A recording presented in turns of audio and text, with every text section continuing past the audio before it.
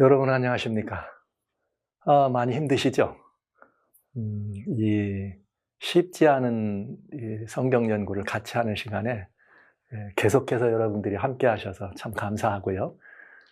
이렇게 이 짧지 않은 시간, 뭐 1시간 가량 가까이 이렇게 앉아 있기가 쉽지 않은데 그래서 이렇게 함께 해 주셔서 참 감사드리고 마음 편안하게 이 시간 함께 하시길 바랍니다. 저는 지난 시간 말씀드린 것처럼 이 교회들이 다시스를 향해 가는 것처럼 우리 재림교회도 다시스로 가고 있는 것은 아닌가 하는 이 문제 때문에 마음에 깊은 부담이 있었고요. 제가 깨우친 하나님의 말씀 혹은 나눠야 될 말씀들을 여러분들에게 마땅히다 말씀드리지 않고 혹은 가렸거나 아니면 미뤘다면 저는 여러분 앞에 정말 직무유기한 목사입니다. 비양심적인 목사였고요. 그러나 여러분 할 수 있는 작은 것이라도 여러분 나누기를 원했고 조그만 깨우침이 있을지라도 감추기를 원치 않았습니다. 목회의 길에 서 있어서 늘 이런 갈등이 있었습니다. 내가 교회에 충성하는 목사가 될 것인가 아니면 하나님께 충성하는 목사가 될 것인가. 이 문제는 굉장히 중요한 제 늘 항상 선택의 갈림길이었습니다. 왜 그런가? 목회자는 하나님에게 충성하는 것이 곧 교회에 충성하는 것이죠. 그러나 교회에게 충성하는 것이 곧 하나님께 충성하느냐, 이건 다른 문제였습니다. 그래서 항상 선택과 어떤 것들을 결정할 때는 이 교회가 아니라 하나님께 충성하는 이 사역자의 길에 서야 되겠다는 그런 결단을 가지고 여러분들을 섬겨왔습니다. 그러나 그럼에도 불구하고 늘 마음에 죄송하고 참 여러분들에게 미안합니다. 정말 미안합니다. 특별히 다른 것이 아니라 우리 조사심판의 가르침에 대한 이 가르침에 대해서 여러분들에게 제가 이렇게 이 오랜 생각과 깊은 고뇌하는 시간이 오래 걸렸지만, 깊은 고뇌의 시간이 너무나 오래 걸렸지만 여러분들과 같이 이 문제에 대해서 허심탄회하게 이런 대화를 갖지 않았습니다. 아까 미리 말씀드렸습니다만 교회에 대한 예절 때문에 그 일을 하지 못했습니다. 말하자면 제가 하나님께 충성하는 문제에 있어서 그 문제만큼은 여러분들에게 너무너무 정말 미안하게 됐습니다. 그래서 이제 이 모든 이 현장 사역의 이 모든 시간들을 맡기고 일서는 이 교회를 다 이제 이 마무리하면서 하나님의 은혜로 여기까지 와서 이제 여러분들 앞에 서면서 이 사역을 정리하고 마무리하고 나니까 제 마음속에 두 가지 생각이 들어요. 첫째는 더 잘했어야 되는데, 정말 더 열심히 했어야 되는데 내 역량이 이것밖에 안 됐구나. 참 부족하다. 하나님께 죄송하고 성도 여러분들에게 참 죄송했습니다. 또 다른 두 번째는 뭐냐? 꼭 했어야 되는데 못한 일에 대해서. 그것은 죄송한 마음이 아니라 이것은 굉장히 중요한 이 죄책감입니다. 아까 거는 자책감이라면 두 번째 거는 죄책감입니다. 이것은 목사로서 해야 될 일을 하지 않았다고 하는 일이라요. 직무유기에 대한 죄책감이기도 하죠. 이 문제에 대해서 저는 제 양심의 이 모든 것들을 지금이라도 여는 것이 옳은 일이다 하는 생각. 그것이 지금이라도 늦었지만 하나님께 충성하는 길이다. 그리고 늦었지만 지금이라도 빨리 이것이 공개돼서 혹 우리 믿음의 후배들에게는 이런 그 신앙적 갈등 속에서 정말 우리가 가지고 있는 기별과 또 혹은 속에서 말하는 기독교라고 하는 이 오랫동안 가져왔던 그런 가치관, 하나님의 말씀이 성경이 얘기하고 있던 그런 가치관들과 좀 차이가 있었다면 이 모든 것들을 더 온전히 극복해서 우리들의 다음 세대에서는 정말 희망차고 행복하고 무한한 자유를 누리는, 이 땅에 살고 있지만 우리는 천국의 신민으로 살아가는 그런 신앙을 후진들에게는 물려줘야 되지 않을까. 이런 마음들의 이 죄책감이 녹아서 이런 시간을 여러분들과 같이 함께 가지고 만들게 된 것입니다. 여러분 먼저 이 문제에 대해서 정말 그동안 침묵한 이 일에 대하여 정말 죄송하게 생각하고, 인류에 대하여 우리가 등짐져야 될, 이 재림교회가 등짐져야 될 중차대한 책임이 있는데 이것 때문에 우리가 그 중차대한 책임을 다 감당하지 못한 일에 대해서 또한 너무나 죄송스러운 마음을 금할 길이 없음을 말씀을 드립니다. 저희는 정말 다시스를 가고 있는가? 제가 모두에 말씀드린 것처럼 이 조사심판 문제에 대하여 조사심판 해볼 수밖에 없었던 이유가 있었어요. 그 근거가 되는 말씀들을 7가지를 먼저 말씀을 드리는 것이 순서이기 때문에 오늘 지금 이 시간에는 그 문제를 여러분들에게 말씀을 드리려고 합니다. 제가 말이 좀 빨라요. 충청도 사람인데 이 말이 빨라서 때로는 아유 좀 천천히 해주세요. 예, 제 마음이 그렇게 급해서 그런 것 같아요. 여러분, 이제 함께 마음을 좀 합쳐주셔서, 저와 같이 이 진리의 말씀을 회복해 나가는 또 무언가 저희들의 부족함을 채워보기도 하고, 저희의 굽은 것들을 피기도 하고, 그렇게 해서 뭔가 좀 우리가 더 연약하다면 더 강하게, 하나님의 나라는 말에 있지 않거든요. 능력에 있죠. 그래서 강하게 하나님께로 나아갈 수 있는 우리 성도님들의 그런 또 새로운 신앙의 지평을 좀 열어드릴 수 있다면 얼마나 감사한 일일까. 이런 마음으로 여러분 앞에 서 있습니다. 그래서 혹 여러분들이 가지고 계셨던 생각과 좀 다르거나 아니면 또 조금 이상하다 하거나 언제든지 이렇게 이 말씀을 주시면 여러분과 같이 이 문제에 대해서 충분히 대화하고 또 대화하는 시간을 갖도록 그렇게 하겠습니다. 자, 이제 저는 문을 열어가려고 합니다. 우리 교회는 정말 다시스로 가고 있는 것은 아닌가? 중요한 일이잖아요. 만약 우리 교회가 다시스로 가고 있다면 우린 다 죽이는 거와 니누에는 지금 죽어가고 있으니까.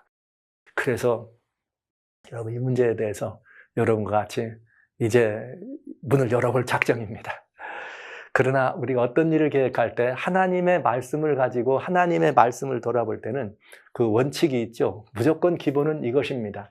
이사야 하나님 말씀 8장 20절에 있는 말씀이죠. 마땅히 율법과 증거의 말씀을 좇을지니 그들이 하는 바가 이 말씀에 맞지 아니하면 정녕 아침빛을 보지 못하리라. 부담되는 얘기입니다.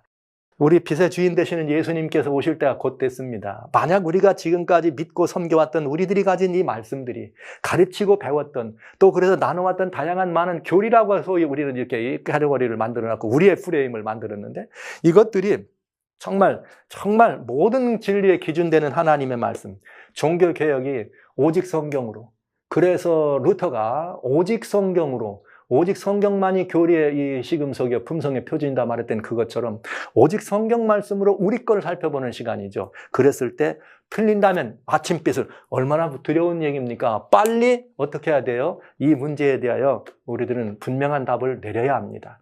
그래서 성경 말씀으로만 여러분들과 같이 이 시간에 제가 함께 선다는 사실을 미리 말씀드리면서, 자, 이제 제가 어려운 얘기예요. 이 문제를 다룬다는 것은 정말 어려운 얘기입니다. 어려운 얘기고 지금까지 교회에서는 이 문제를 다루면 이건 굉장히 심하게 말하면 교회 배도와 같은. 그러나 여러분, 저희는 지금 그 길에 들어가려고 이 자리에 있는 거 아니니까 걱정하지 마시고 우리가 정말 함께 살 길을 찾고 갈 길을 모색하는, 그래서 인류의 공영에 이바지할 수 있는 참된 기독교, 마지막 계시록의 7번째 시대를 장식할 재림의 수권기관인 교회로서의 면모를 갖추는 일에 저와 마음을 같이하고 함께 해주시기를 바라면서 이제 문을 열어가도록 합니다. 말씀, 오직 말씀입니다. 오직 말씀으로, 성경 말씀으로 우리 거를 살펴보는 시간입니다. 자, 그러면 제가 7가지를 여러분들에게 말씀드릴 건데요. 그 내용들은 무엇인가 하면 이런 내용들입니다. 첫째는 이 성경 예언서의 일관성과 관련된다. 이건 무슨 말인가 하면 우리가 가지고 있는 조사심판의 가르침하고 특별히 성경 예언서 다니엘, 우리 교회는 다니엘과 계시록이 메인이니까요. 이 조사심판의 가르침은 또 다니엘, 계시록하고 아주 밀접한 관계가 있기 때문에 이 성경 예언서와 이 조사심판의 가르침이 맞는가 하는 것을 따져보는 거예요. 여기에 맞아야 되는 거죠. 두 번째는 성경이 사용되고 있는 용어, 성경의 조사심판과 관련돼서 우리가 이해하고 또 조사심판을 가리키고 있는 우리들의 이야기 가운데 성경이 그 부분을 표현한 것과의 관련성에 어떻게 일관된 관련성이 있는가, 조화가 되는가를 봐야 된다고 하는 것입니다. 그 다음에 세 번째는 성경과 이 엘렌 화이트의 증언, 성경이 말씀하시는 내용과 증언의 말씀이 일치해야 합니다. 이게 일치하지 않으면 여러분 답은 분명하죠? 오직 무엇으로? 성경으로. 지난 시간에 말씀드렸어요. 모든 진리, 모든 혹은 교리라면 성경으로 100% 성경만 가지고도 입증돼야 합니다. 만약 그것이 성경 가지고 증명되지 않아서 어떤 뭔가 다른 것들을 비교한다면 그건 매우 위험한 것이죠. 그건 교리일 수 있습니다. 진리가 아닐 수 있단 말입니다. 그래서 우리는 이 문제에 대해서 상당히 깊이 이해하고 살펴봐야 돼요. 그리고 네 번째, 성경에는 다양한 표상이 있는데 구속론과 관계되어 있는, 구원에 관계되어 있는 성서제도라든지 제사제도와 같은 이런 제도가 있는데 우리들의 구속론, 우리가 이해하고 있는 구원관과 이것이 정말 잘 매칭이 되는지 살펴봐야 되지 않겠어요? 아주 중요한 얘기죠. 지금까지 뭐 조사심판에 대해서 뭐 이런 얘기 저런 얘기 많이 나와가지고 얘기할 때 제가 늘 아쉬운 거는 그 접근하고 서로 얘기하는 것이 그냥 단순한 구원론적 측면에서, 여러분 아시는 것처럼 구원론 측면이라는 것은 어느 정도 추상적 개념이 다 들어있잖아요. 그렇기 때문에 이 추상적 개념을 가지고 뭐가 옳고 그른 걸 따지는 것은 쉽지 않습니다. 그러니까 그냥 옥신각신 계속 옥신각신 틀렸다 맞았다 나가기도 하고 머물기도 하고 싸우기도 하고 이런 일들이 참 바로 지켜보기가 마음 아팠던 부분들입니다. 그래서 표상적 제도가 구속론과는 어떤 상호 일치되는 연관성과 그 연결이 분명한가. 다섯 번째는 역시 마찬가지로 이번에는 표상 제도만이 아니라 성경 예언입니다. 성경 예언서에 나와 있는 예언 속에 들어있는 구속론과 실제 우리가 지금 이해하고 있는 구원관과의 그 관계는 어떻게 연관이 되고 어떻게 그 조화를 이루고 있는가. 이 문제 아주 중요한 것이죠. 그 다음에 십자가와 속죄 사역 문제입니다. 이건 굉장히 중요해서 개신교에서 말하는 것처럼 다른 교회 형제교회들이 그 교회는 십자가에서 말이지 이걸 안 믿는 이런 얘기 하니까 여러분 따져봐야 될 거 아니에요. 십자가에서 속죄 사역이 과연 어떻게 이루어졌는지를 봐야 되겠다. 그 다음에 이것이 문제가 되기 때문에 뭐가 관계가 있는가? 속죄의 결과를 향유하는 문제. 그래서 우리는 이래요. 구원의 확증이 된 교회가 아니다 이렇게 보는 사람들도 있고, 아니다 우리 구원 확증됐다. 그러면 조사심판은 또 뭐냐? 그거 끝나야 확증된다는데 그럼 거짓말하는 거 아니냐? 그래서 우리 안에서도 서로 말이 안 맞아. 그리고 또 이 교회를 공격하는 사람 입장에서도 확증 안 된 것 같고, 그런 것은 무슨 문제냐? 구원의 결과, 구속의 결과, 즉 속죄의 결과를 향유하는 문제에 관한 문제입니다. 그래서 그 문제들을 여기서 볼 건데요. 제가 여기 말씀드리고자 하는 이것들은 안 살펴보면 안 되는 내용들이에요. 그래서 이것들을 볼 수밖에 없었습니다. 자, 하나씩 한번 펴보도록 할게요. 제가 이 순서를 이렇게 말씀드린 건 난이도의 순서에서 우선 제일 쉽게 평이하게 접근할 수 있는 것부터 말씀드리려고 이 순서를 잡아놓은 것입니다. 여러분 다 잘 아시는 문제죠. 여러분 다 잘 아시는 문제인데 그건 무슨 말이냐면 조사심판이란 뭐라고 얘기하는가? 그 조사심판의 이야기는 다니엘서 7장, 다니엘 7장과 항상 밀접하게 나오죠. 다니엘 8장을 연구하면서 성서정결 문제가 나오면서 거기에 보면 이것이 조사심판인데 이게 바로 다니엘 7장에 뭐가 나오죠? 재판정이 나오잖아요. 우주에 펼쳐지는 재판의 모습, 하늘에 있는 재판의 모습이 나오기 때문에 조사심판은 거기서부터 출발합니다. 자, 하늘의 법정이 있는데 다니엘 7장에 나와 있는 하늘의 심판정을 조사심판의 법정으로 보고 있다. 이것이 조사심판의 가르침입니다. 자, 그 다음에 심판의 대상은 누구냐? 심판의 대상은 조사심판의 심판의 대상은 살아있는 의인과 죽은 의인들이 심판의 대상이다. 그들이 부활에 정말 자격이 있는가, 구원의 자격이 있는가를 심사해보는 것이 조사심판의 대상입니다. 자, 또 하나는 뭐냐면 심판의 기준은 뭐냐? 책입니다. 왜? 다니엘 7장에 이 재판정에 책이 있었으니까요. 이게 책이 이것이 기록된 책이었다. 이렇게 조사심판은 얘기하고 있습니다. 자, 그런데 여러분, 우리는 이 조사심판이라는 것만을 보기 위해서 이거를 있다라고 보고 다니엘 7장을 맞추면 다 그렇게 돼 있어요. 그러나 여러분, 그건 바르게 성경을 보는 법칙이 아니죠. 일단 다니엘 7장의 내용이 무엇인지를 아는 게 중요해요. 다니엘 7장의 내용을 이해하려면 우리는 또 어디와 연결되는가? 요한계시록과 다니엘은 항상 함께 가는 아주 중요한 수레바퀴니까요. 재밌는 부분이 있습니다. 요한계시록 17장은 여러분 아시는 것처럼 16장에 7재앙이 떨어지죠. 7재앙이 16장에 떨어지면서 특별히 네 번째 해에 떨어지고 다섯 번째 짐승의 보좌에게 재앙이 떨어지면서부터 이 유브라데 물이 마르는 사건이 벌어져. 거기 마르는 것을 우리는 뭐라고 보는가 하면은 이렇게 이 거짓 종교를 이렇게 지원하고 거짓 종교를 따랐던 사람들이 우리가 쏘갔다 이걸 알면서 거짓 종교를 지원하는 것을 철폐하는 것이죠. 그래서 유브라데에서는 강이 마르고 아마겟돈이 시작된다. 이런 부분을 우리는 이해합니다. 그때에 그때에 이 거짓 종교의 허구가 드러나는 사건, 5번째 재앙부터죠. 짐승의 보호자에게 떨어지니까 그때에 일어나는 사건을 자세히 설명해 준 게 계시록 17장이에요. 계시록 17장에 보면은 7머리 10뿔 가진 붉은빛 짐승이 있는데 그 짐승 위에 누가 있다? 음녀가 타고 있다. 이 음녀는 누구냐? 음녀들의 어미다. 예, 우리는 큰 바벨론이다 이렇게 얘기합니다.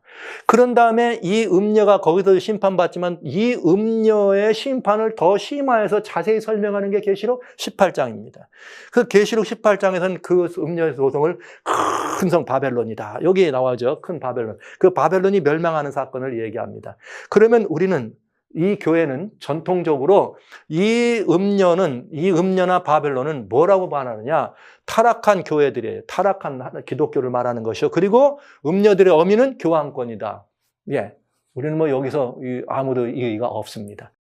그러면 이 성경이 여기에 나와 있는 이 음녀들이 무슨 행동을 했느냐 하는 얘기.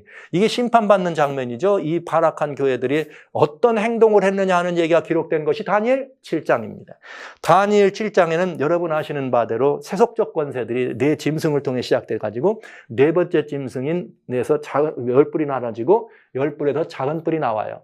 이 작은 뿔이 나와가지고 하나님을 대적하고 성도들을 핍박하고 유린합니다. 우리는 그 작은 뿔을 중세 교황권이라고 말하는데 그건 이 재림교회만이 아니라 어느 교회도 다 이걸 이 중세 교황권이라고 말하는데 이의가 없습니다. 자, 여러분, 그렇다면 여기 이제 문제가 되는 거죠. 계시록 17장과 18장에 나오는 음녀, 바벨론 음녀들이 다 교황권이고 이것은 곧 이것들이 여기 이 다니엘 7장에는 이 짐승 음녀들이 한 일이 뭐냐? 하나님을 대적했고 성도들을 핍박했고 떼압을 받고 그래서 이게 계시록이 서로 유관하게 성경되는 거예요. 그렇게 하나님을 대적한 그들에게 뭐가 내려지죠? 심판이 내려져. 근데 그 심판을 내려는 걸 보면은 계시록 17장의 이 음녀는 다른 내용을 제가 다 보지 않아도 이것만 말씀드릴게요. 그 음녀가 심판의 결과를 어떻게 하냐? 불로 사름을 받습니다. 그러니까 당연히 여기서 불로 태워졌으니까 이 음녀의 심판을 더 깊이 자세히 심판받는 장면을 자세히 설명해 준 게 18장이니까 18장에서도 음녀는 어떻게 돼야 돼요? 불에 살라지겠다. 같은 내용이죠. 그러면 다니엘 7장에는 아까 심판정이 나왔다 그랬네요. 그러면 그 심판과 무슨 관계가 있을까? 이 사람들이 심판을 받아서 이런 일이 벌어지는데 심판하신 주 하나님은 강한 분이 이렇게 됐는데 다니엘 7장에 그는 어떤 심판이 하는가? 여기 보시죠. 큰 말하는 사이에 작은 뿔의 목소리 나여 주목하는 사이에 짐승이 죽임을 당하고 시체가 상함되고 붙는 불에 던지는 바가 되었다. 여러분. 그러니까 이 교황권 세력이 마지막 맞춰질 때 불로 사라지리라, 불에 사라지리라, 붙는 불에 똑같은 심판의 모습이에요. 그러니까 다니엘 7장이나 계시록 17, 18장에 나오는 음녀는 같은 세력이다. 교황권이다. 그리고 그들은 다 심판이 나오는데 어떻게 된다? 불에 던져진 바 된다. 그러니까 불에 던져진다 이렇게 됐으니까 우리는 이런 결론을 내릴 수가 있어요. 계시록 17, 18장에 나오는 음녀, 타락한 교회와 교황권 마찬가지 다니엘 7장의 작은 뿔은 중세 교황권인데 이 예언이 일관된 예언이에요. 같은 내용의 예언이기 때문에 이 일관성에 따르면 다니엘 7장의 심판의 대상은 누구다? 의인들일까?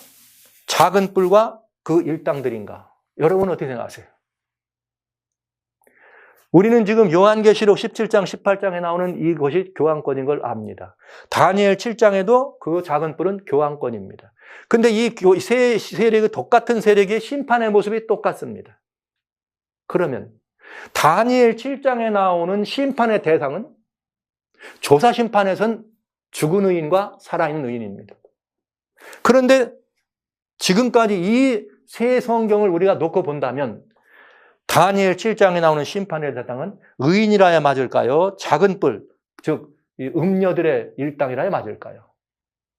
여러분은 어떻게 생각하십니까? 여러분은 어떻게 생각하세요? 그런데 우리 조사 심판은 다니엘 7장에 나오는 심판이 책에 펴져 있기 때문에 그 책을 근거로 해서 의인들이다. 이러면 이게 성경이 말하고 있는 예언서에 말하는 그 예언의 일관적인 이 대상이 맞아야 되는데 여기에 약간의 혼돈이 오게 되네요. 우리는 어떻게 조사 심판의 가르침과 이 다니엘과 계시록이라는 이 성경과의 가르침을 조화롭게 이해할 수 있을까? 여러분은 어떻게 생각하십니까? 그러나 성경이 말하고 있다면 성경이 말하고 있는 대로 선택하시면 됩니다. 자, 이것이 성경 예언서에 나와 있는 일관성. 너무나 쉬운 얘기죠, 이 얘기는. 그래서 이거 정말 어떻게 이걸 일치시킬 수 있는가? 이게 안 맞으니까, 이게 이렇게 되니까 이 조사심판에 대해서 여러분, 성경하고 어떤 이 기록된 다른 내용이 다르면 성경이 이상한 거예요. 다른 이 내용이 이상한 거예요. 아주 솔직히 말씀드리면 성경하고 우리가 만든 어떤 이론이 있습니다. 이 이론하고 내용이 다르다 그러면 여러분, 뭐가 옳은 거예요? 우리가 만든 이론을 따를 거예요? 성경을 따를 거예요? 이 문제예요. 성경은 분명히 심판의 대상이 음녀입니다. 다니엘 7장과 똑같은 다 작은 뿌리요 중세 교환권자 이 말이죠. 그렇게 되면 과연 이 다니엘 심판의 대상은 누구일까? 선택과 판단 여러분이 한번 해보시기 바랍니다. 자, 그럼 이제 우리는 두 번째 이 성경 예언의 일관성이에요. 이번에는 그 예언 속에 나타나 있는 용어입니다. 성경에서 이런 용어를 어떻게 썼는데 이 용어의 일관성을 한번 보도록 합니다. 조사심판은 그런데 왜 다니엘 7장이 나왔을 때 그것이 성도라 그랬느냐? 그거는 성도들을 신원하는 심판이다. 이렇게 돼 있어요. 성도들을 위한 신원의 심판이라고 조사심판은 얘기했습니다. 다니엘 7장의 심판이. 그러면 여러분, 성도들을 위하여 신원하는데 성도들을 위해서 신원하는데 성도들을 심판한다? 성도들을 위해서는 신원이라는 것이 성도를 심판하는 심판이다. 약간 뉘앙스가 좀 이상하죠? 이 말은 제가 제 아들이 밖에 나가서 이렇게 이 친구들하고 뭔가를 이렇게 했어요. 제 아들 녀석이 되게 얻어맞고 들어왔어요. 그럼 제가 아들을 위해서 뭐라는 거예요? 아들이 억울함을 풀어주는데 너 이리 와라. 네가 잘했나 안 했나 살펴봤는데 너는 받기에 합당하다. 이렇게 말하는 심판을 한 것이 신원의 심판인가요? 아니면 성도들을 위한 신원의 심판이 맞고 들어왔으면 자식은 뭐부터 해요? 무조건 나가서 너 이러봐 이거 어떻게 된 거야? 해가지고 그 때린 이 아이들에 대해서 뭐 하고 싶어져요? 아빠가 뭐 하고 싶어져요? 그 아이를 위해서 그 때린 아이들에 대해서 뭐 하고 싶어져요? 뭔가 판단하고 심판해주고 싶은 거죠. 벌을 주고 싶은 거죠. 그러나 내 아들이 정말 잘못한 것이 없으면 좋은데 잘못한 것이 있었다면 좀 문제는 달라지겠죠. 그러나 뭐 이 비유가 적절치 않지만 신원이란 말은 바로 그런 거예요. 복수라는 개념이에요. 신원이란 말은 다시 말씀드립니다. 복수라는 개념입니다. 성경적 용어는. 한번 보시겠어요? 자, 다니엘 7장 21절 22절에 보세요. 내가 본즉 이 뿔이 성도들로 더불어 싸워 이겼더니 내가 본즉 이 뿔, 작은 뿔입니다. 이 뿔이 성도들로 싸워 이겼다. 즉 성도들을 핍박했단 말이죠. 성도들을 괴롭겠단 말이죠. 그랬더니 옛적부터 항상 계신 자가 와서 높은 자, 지극히 높은 자의 성도를 위하여 신원하셨다. 그러니까 작은 뿔이 핍박하고 성도들을 위해서 뭔가요? 신원하셨다. 이 신원하셨고 그 신원이 끝나면서 성도가 나라를 얻었더라. 이렇게 돼 있어요. 신원하셨다. 여기 뭐라고 돼 있느냐면 성도들을 위하여 재판하셨다. 이 말입니다. 원래가 아니라 해석을 그렇게 해놓은 거예요. 모든 성경 그렇게 돼 있어요. 높으신 자의 성도를 위하여 신원하셨다는 말이 재판하셨다. 이런 뜻이에요. 성도들을 위하여 재판하셨다. 그 재판의 결과 성도가 나라를 얻었더라. 이렇게 된 것이에요. 자, 그러면 다니엘 7장을 살짝 다 아시는 거니까 제가 편안하게 말씀드릴게요. 다니엘 7장의 행동을 보면은 사단의 지상 대리자들이 등장합니다. 그 지상 대리자라 등장하는데 누가 나와요? 작은 뿔이 나옵니다. 근데 이 작은 뿔이 하나님을 대적하죠. 성도들을 핍박하죠. 성도들을 핍박하니까 그 다음에 심판이 있어요. 나와 작은 뿔 심판해. 근데 그 심판이 성도들을 위한 신원의 심판이에요. 근데 성도들을 위한 신원의 심판인데 그 신원의 심판이 작은 뿔을 향한 심판이냐 성도들을 향한 심판이냐 이거죠. 그런 다음에 성도들에게 보상이 있다.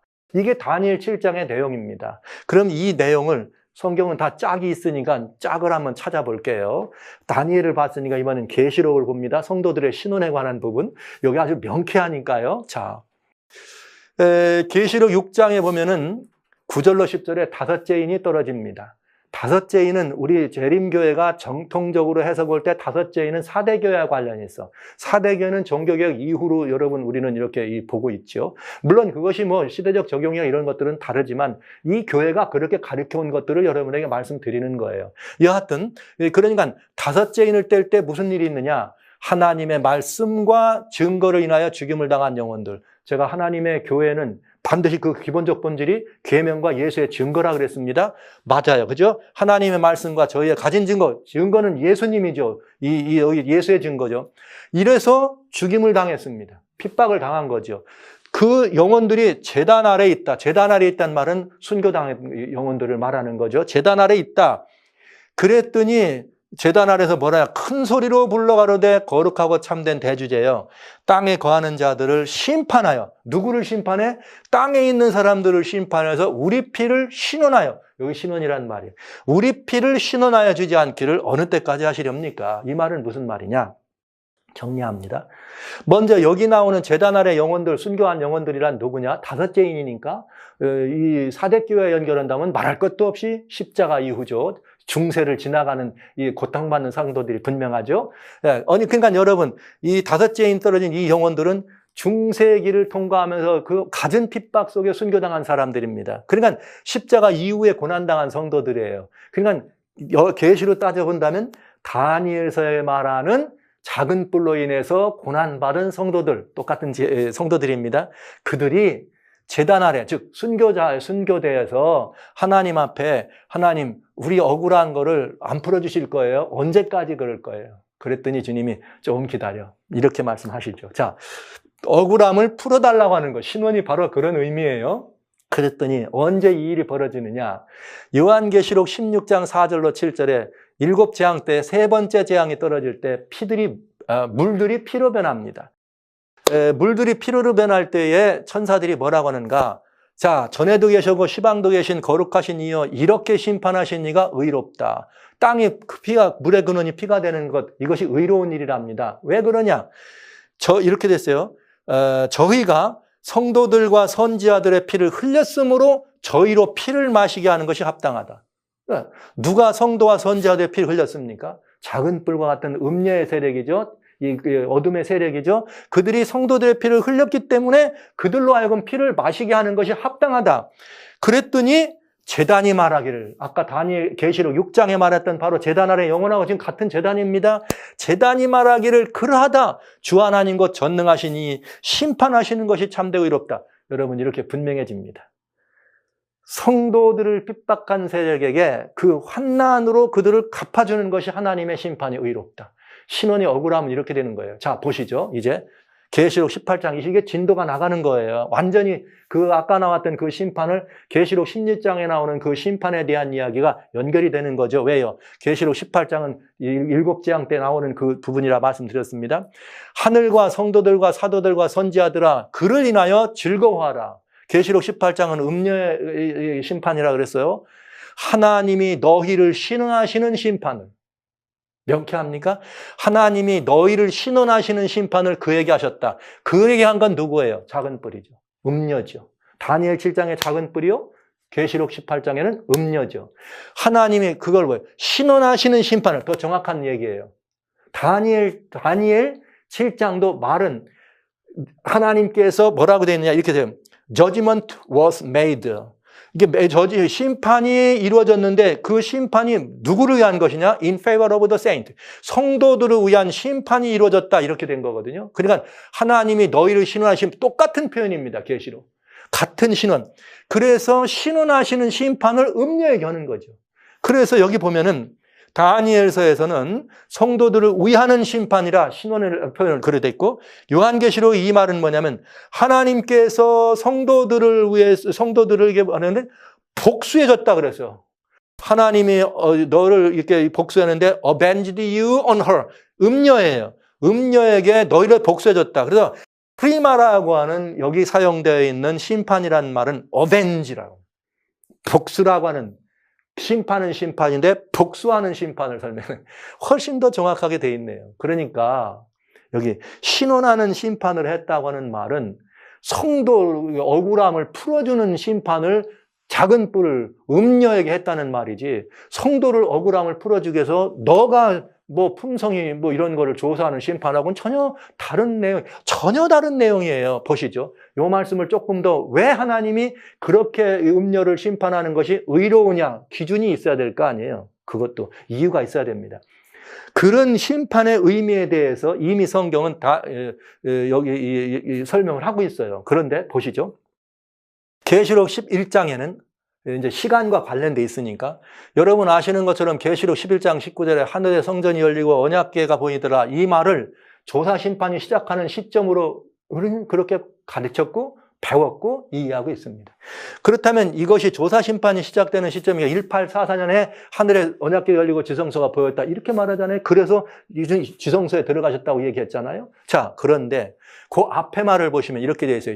계시록 11장 18절에 이방이 분노하며 주의 진노가 임하여 죽은 자를 심판한다.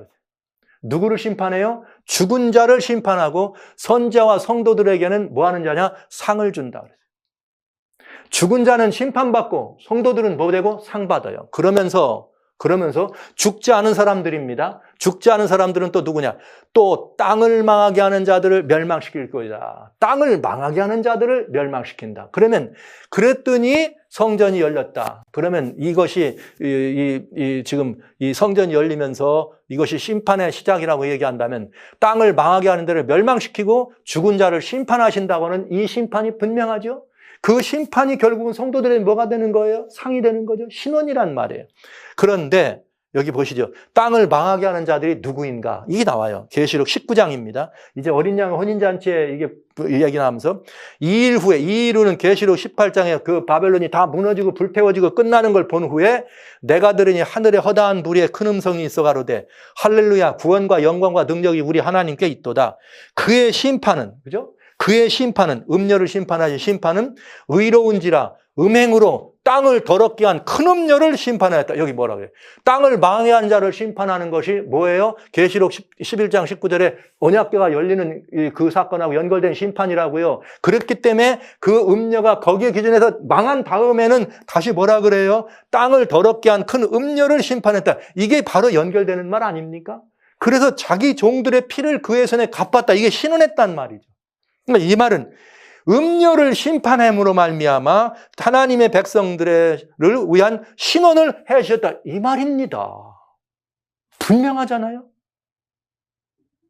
분명합니다. 자, 그런데 이렇게 하는 것이 하나님의 이 의로, 하나님의 심판이 너무나 분명하기 때문에, 그럼 이 심판은 무엇을 기준으로 하나님께서 의로운 심판이냐? 이 심판의 근원이 있어요. 데살로니가 후서 1장입니다. 4절로 7절에 보면 이렇게 되어 있어요.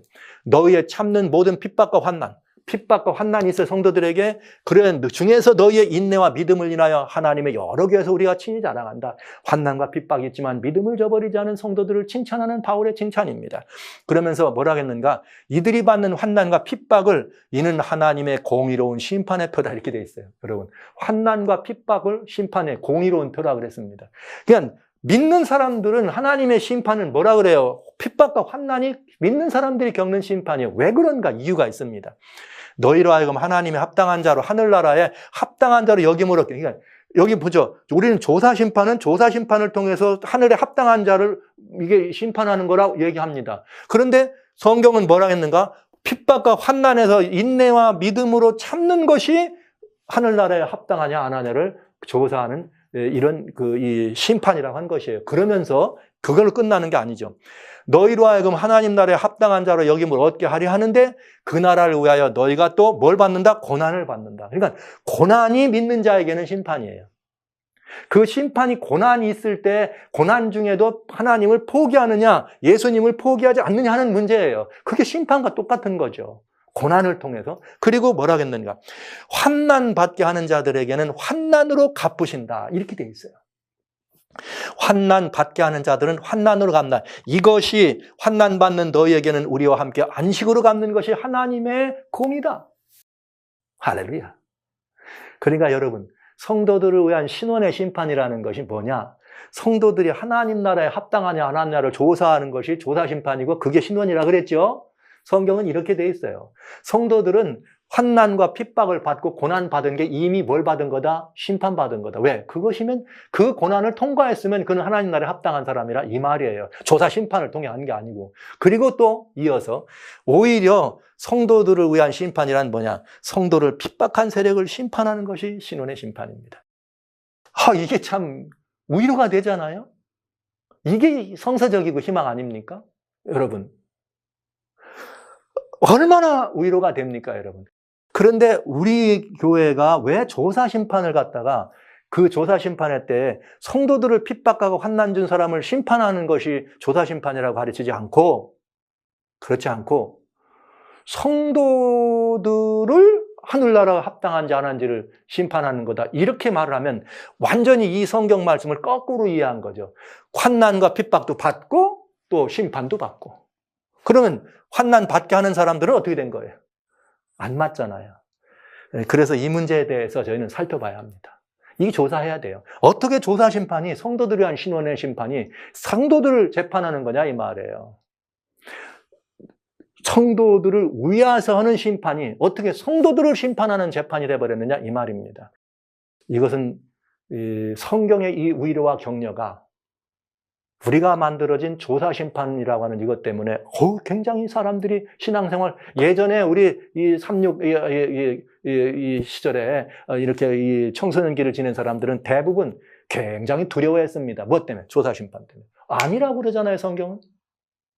이 문제에 대해서 살펴봐야 안 되겠습니까? 왜 이렇게 됐는가? 왜 조사 심판이 바로 성도들을 심판하는 심판이 됐는가? 이건 살펴봐야 되지 않겠어요? 중요한 일이죠.